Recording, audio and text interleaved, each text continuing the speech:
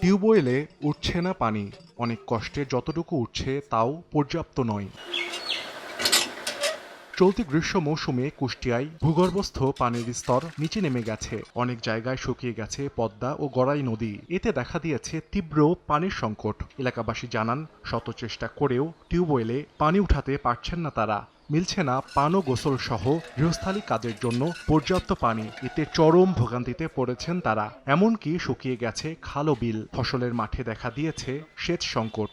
গত 2 মাস পানি নাই, গোসলের সমস্যা, খাওয়া দাওয়ার সমস্যা। আর বাড়ির আশেপাশে 2-1 পানি তাও নিতে পারতেছে না ওরা। ছাড়া পাড়ার লোকের খুবই অসুবিধা হয়েছে পানির জন্য, আমরা পানি খেতে পারি না। পানি অন্য বাড়িতে আনতে গেলে তারা দিতে চায় না, খুবই সমস্যা। এই জন্য সরকার যদি কোনো সমাধান করতো। গত বছরের চেয়ে এবার সমস্যা বেশি। গত বছরে তো পানি উঠতে এবার কিছুই উঠছে না। 2 মাস সময় পানি তো পাওয়া যায় না, সন্ধ্যার সময় একটু ওঠে আর ভোরবেলা খানিক ওঠে, আর পানি ওঠে না। মাটি ফাটি চৌচির হয়ে যাচ্ছে, আমরা চরম মহামারীর সমস্যায় আছি। বিকাশে কম খরচে ক্যাশ আউটের লিমিট বেড়ে 50,000, প্রিয় এজেন্টও 2টা। পানির সংকট নিরসনে বিভিন্ন স্থানে সাবমার্সেবল পাম্প বসানোর কথা জানান জনস্বাস্থ্য প্রকৌশল অধিদপ্তর।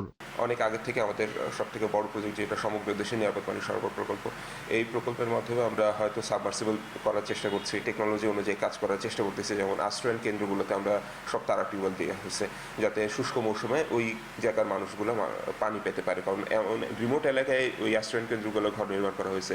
জনস্বাস্থ্য প্রকৌশল অধিদপ্তরের তথ্য মতে কুষ্টিয়ায় বর্তমানে পানির স্তর 34 ফুট থেকে 40 ফুট নিচে নেমে গেছে। সময় সংবাদ, কুষ্টিয়া।